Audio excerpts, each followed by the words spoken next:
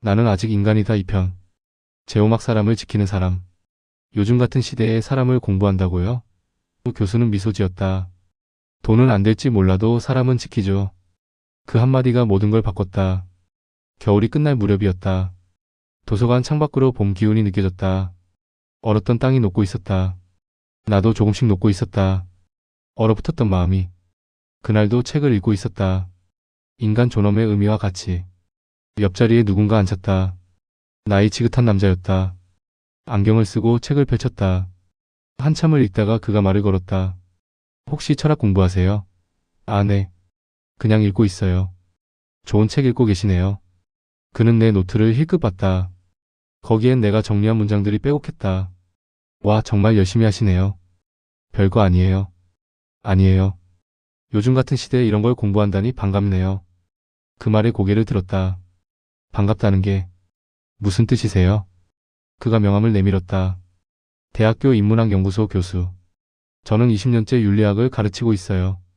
요즘 학생들은 이런 공부 안 해요. 다들 취업에 도움 안 된다고 하거든요. 맞는 말 아닌가요?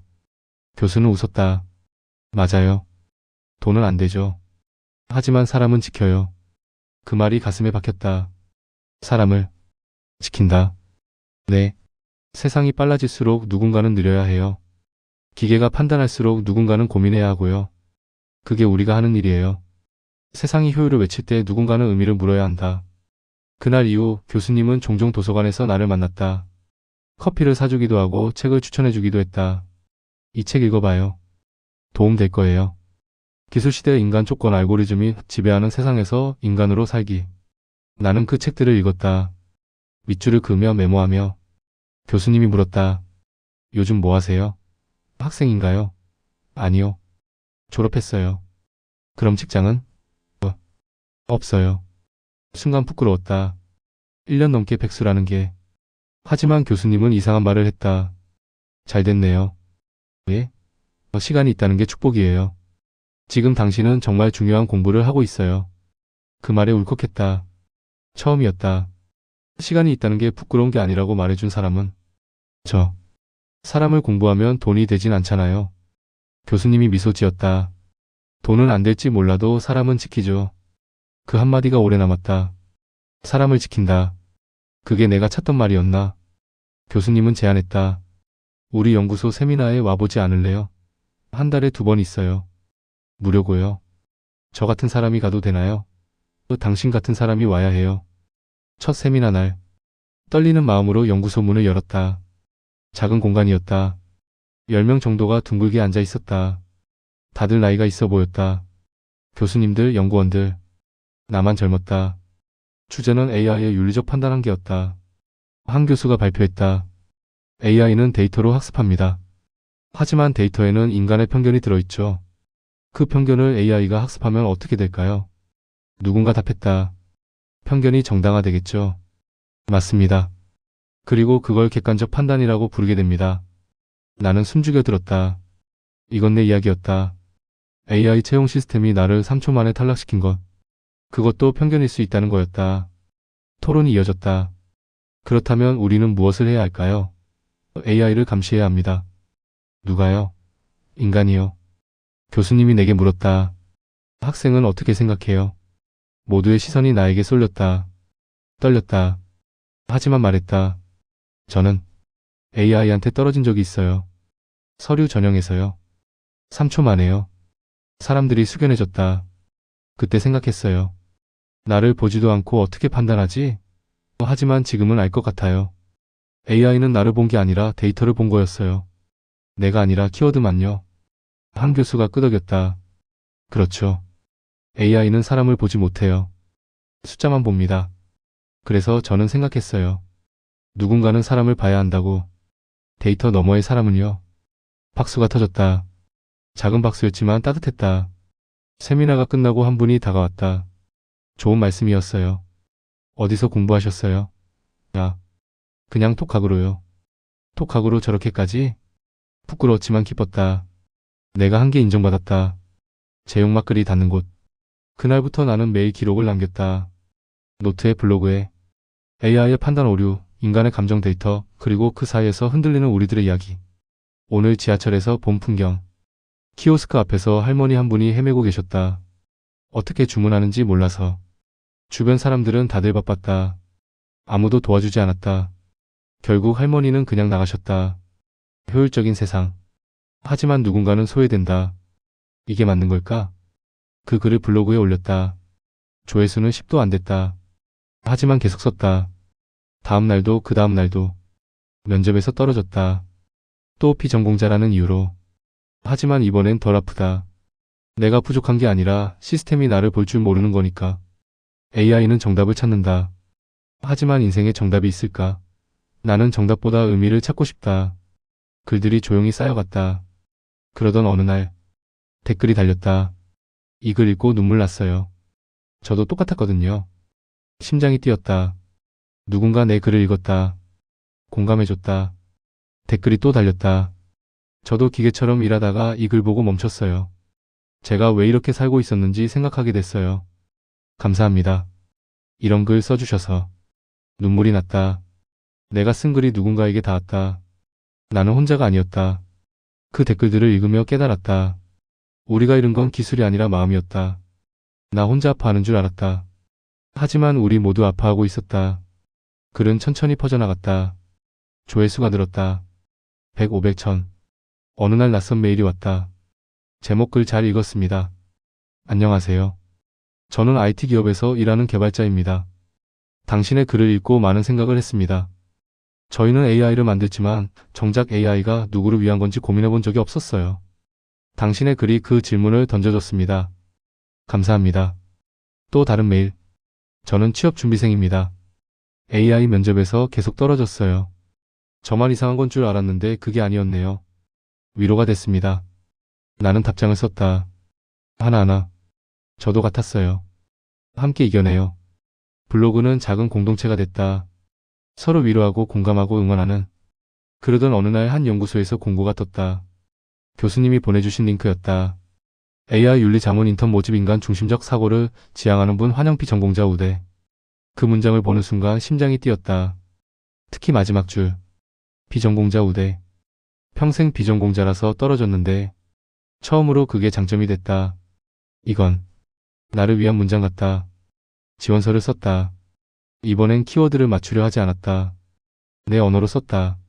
저는 AI에게 거절당한 사람입니다. 그래서 AI의 한계를 압니다. 저는 비전공자입니다. 그래서 사람의 언어로 말할 수 있습니다. 저는 느립니다. 그래서 고민할 줄 압니다. 보냈다. 이번엔 결과가 두렵지 않았다. 떨어져도 괜찮았다. 나는 이미 내가 누군지 알았으니까. 일주일 후 메일이 왔다. 면접 일정 안내. 숨이 멎었다. 서류를 통과했다. 제칠막 당신이 필요해요. 면접 날. 연구소는 작은 건물 3층에 있었다. 낡았지만 따뜻한 느낌이었다. 대기실에 앉아 있었다. 옆에는 다른 지원자들이 있었다. 다들 긴장한 표정이었다. 한 남자가 말을 걸었다. 떨리죠? 네, 엄청요. 저도요. 근데 여기 분위기 좋아 보여요. 그쵸? 제가 원하던 곳이에요. 무슨 전공이세요? 국문학이요. 당신은? 저는 컴퓨터공학이요. AI 만들다가 회의감이 들어서. 우리는 웃었다. 정반대 길을 걸어왔지만 같은 곳에 도착했다. 내 차례가 왔다. 떨리는 손으로 문을 열었다. 3명의 면접관이 앉아 있었다. 안녕하세요. 앉으세요. 감사합니다. 면접관이 내 지원서를 봤다. 지원서 인상 깊게 읽었어요. 특히 이 부분. 저는 AI에게 거절당한 사람입니다. 가슴이 두근거렸다. 당신이 생각하는 인간의 가치는 무엇입니까? 숨을 고르고 대답했다. 실패하고 흔들리고 그래도 다시 일어서는 겁니다. AI는 틀리지 않습니다. 완벽하죠. 하지만 인간은 틀립니다. 불완전해요. 그런데 저는 그게 더 아름답다고 생각해요.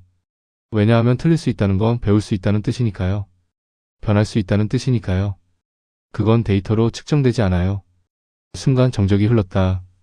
면접관들이 서로를 봤다. 한 분이 물었다. AI 시대의 인간의 역할은 뭘까요? 질문하는 거요. 질문? 네. AI는 답을 줍니다. 빠르고 정확한 답을요. 하지만 질문은 못해요. 이게 옳은가? 누구를 위한 건가? 우리는 왜 이걸 하는가? 그런 질문은 인간만 할 수 있어요. 면접관은 천천히 미소 지었다. 좋은 대답이네요. 우린 그런 사람을 찾고 있었어요. 다른 면접관이 말했다. 당신의 블로그 읽었어요. 사람을 지키는 기술이라는 글. 바로 우리가 하려는 일이에요. 정말요? 네. 당신이 필요해요. 그 말에 눈물이 날 뻔했다. 당신이 필요해요. 처음 들었다. 그 말을. 면접이 끝나고 나왔다. 다리가 후들거렸다. 하지만 후회는 없었다. 내가 할 수 있는 건 다 했다. 엘리베이터에서 아까 그 남자를 만났다. 어땠어요? 모르겠어요. 근데 후회는 없어요. 저도요. 진심을 다했으니까. 우리는 악수했다. 결과 나오면 연락해요. 네, 꼭요. 밖으로 나왔다. 석양이 지고 있었다. 하늘이 붉게 물들었다. 문득 엄마에게 전화하고 싶었다. 여보세요, 엄마. 응, 무슨 일이야? 아니, 그냥 목소리 듣고 싶어서. 무슨 일 있었어? 면접 봤어. 잘 본 것 같아. 진짜? 다행이다. 어디? 말하면 길어. 나중에 얘기해 줄게. 그래. 오늘 저녁 뭐 먹고 싶어? 일상적인 대화. 하지만 그게 좋았다. 평범한 게. 엄마가 해주는 거 다 좋아. 그래? 그럼 김치찌개 끓여줄게. 응. 고마워, 엄마. 전화를 끊었다. 버스 정류장으로 걸어갔다. 사람들이 지나갔다. 퇴근하는 사람들. 그들의 얼굴은 지쳐 있었다. 하지만 살아 있었다. 숨쉬고 움직이고 생각하고 있었다. 우리는 모두 살아있다. 완벽하지 않지만 살아있다. 제 발막 합격. 매일 제목 합격. 그 단어를 보는 순간 나는 처음으로 깨달았다. 내가 찾던 건 자리가 아니라 의미였다는 걸. 결과는 일주일 뒤였다. 그 일주일은 길었다. 매일매일함을 확인했다. 아침에, 점심에, 저녁에. 하지만 조급하지 않았다. 예전 같았으면 발을 동동 구르고 있었을 텐데. 이번엔 달랐다. 기다리는 동안 블로그에 글을 썼다. 면접을 봤다. 결과는 아직 모른다. 하지만 후회는 없다. 내가 누군지 솔직하게 말했으니까. 댓글이 달렸다. 응원합니다. 꼭 좋은 결과 있으시길. 당신은 이미 성공했어요. 자신을 찾았잖아요. 마지막 댓글이 가슴에 와닿았다. 맞아, 나는 이미 뭔가를 얻었어. 6일째 되는 날 밤. 침대에 누워 천장을 봤다. 내일매일 오려나? 합격이면 좋겠지만 떨어져도 괜찮아. 나는 계속 할 거니까. 그렇게 생각하며 잠들었다. 7일째 아침. 알람에 눈을 떴다. 습관적으로 핸드폰을 켰다. 매일 알림이 있었다. 발신자 AI 윤리연구소. 심장이 쿵 내려앉았다. 손이 떨렸다. 메일을 열었다. 제목 합격을 축하드립니다. 그 순간 시간이 멈췄다. 합격. 그 단어가 눈에 들어왔다. 내용을 읽었다. 축하드립니다. 님. 2024년 하반기 AI 윤리 자문 인턴에 합격하셨습니다. 귀하의 진솔한 경험과 깊이 있는 사고가 저희 연구소에 꼭 필요하다고 판단했습니다. 첫 출근일은 더 이상 읽을 수 없었다. 눈물이 쏟아졌다. 울었다. 소리내서. 엄마가 문을 두드렸다. 무슨 일이야? 엄마. 나 합격했어. 진짜? 어디? 연구소. AI 윤리연구소. 엄마가 문을 열고 들어왔다. 나를 안아줬다. 잘했다. 정말 잘했어. 오랜만에 엄마 품에서 울었다. 기쁨의 눈물이었다. 안도의 눈물이었다. 그리고 감사의 눈물이었다. 손끝이 떨렸다. 드디어 내가 다시 세상과 연결된 기분이었다. 아침을 먹으며 엄마에게 말했다. 엄마, 나 이제 세상의 보탬이 되는 것 같아. 넌 원래 보탬이었어. 다만 세상이 몰라봤던 거지. 그 말이 맞았다. 나는 변한 게 아니었다. 세상이 나를 보는 방식이 바뀐 거였다. 아니, 정확히는 내가 나를 보는 방식이 바뀐 거였다. 교수님께 전화를 걸었다. 교수님, 합격했어요. 축하해요. 당연한 결과예요. 교수님 덕분이에요. 아니에요. 당신이 한 거예요. 내가 한 것만만 보여준 거고 들어간 건 당신이에요. 첫 출근하면 연락드릴게요. 그래요. 밥 사줄게요. 블로그에 글을 올렸다. 합격했습니다. 응원해주신 모든 분들께 감사드립니다. 여러분이 있었기에 가능했습니다. 댓글이 폭발했다. 축하해요. 눈물 나네요. 유유, 저도 용기 얻었어요. 저도 할 수 있을 것 같아요. 당신의 여정을 계속 응원할게요. 모르는 사람들이었다. 하지만 함께 울고 웃었다.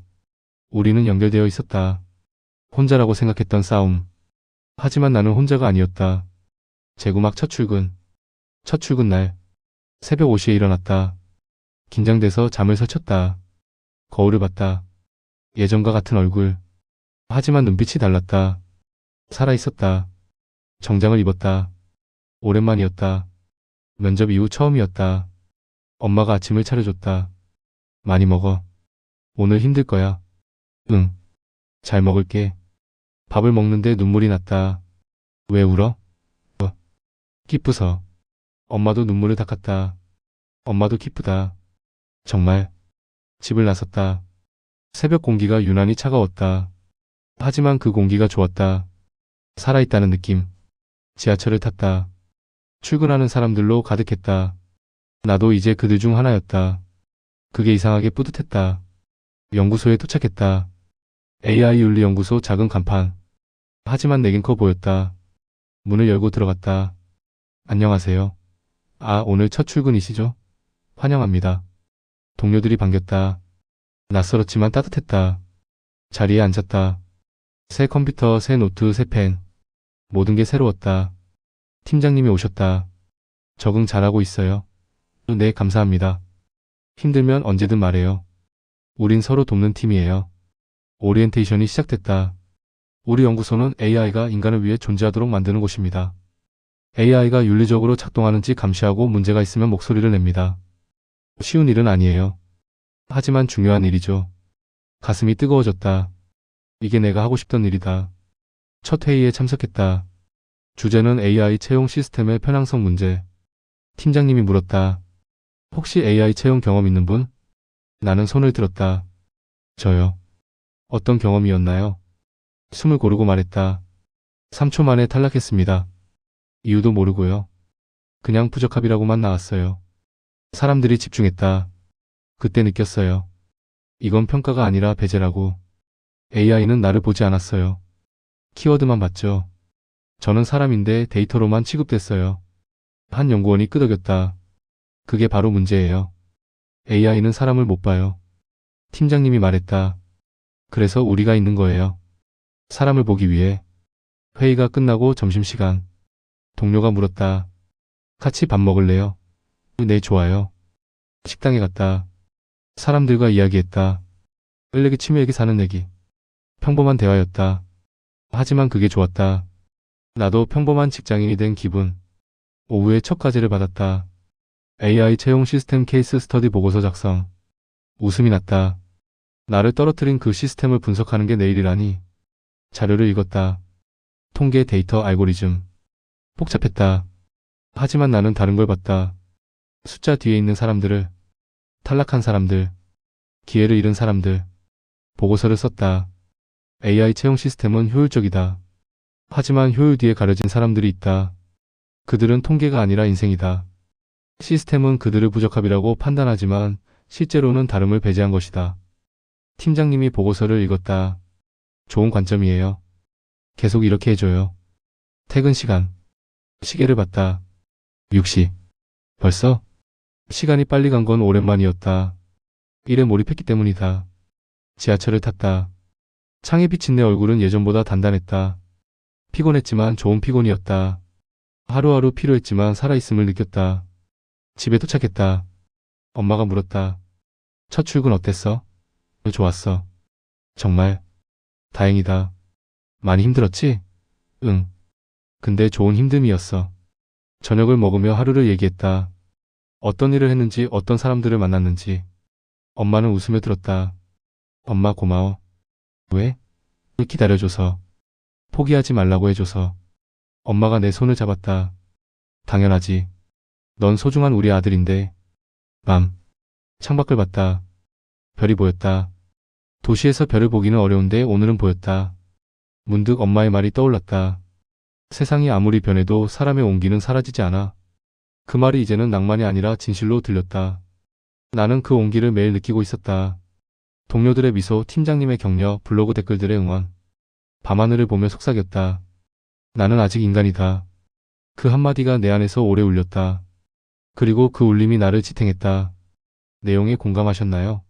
공감하셨다면 좋아요 눌러주시고 여러분의 이야기가 있다면 댓글에 남겨주세요. 구독과 알람 설정도 잊지 마시고요.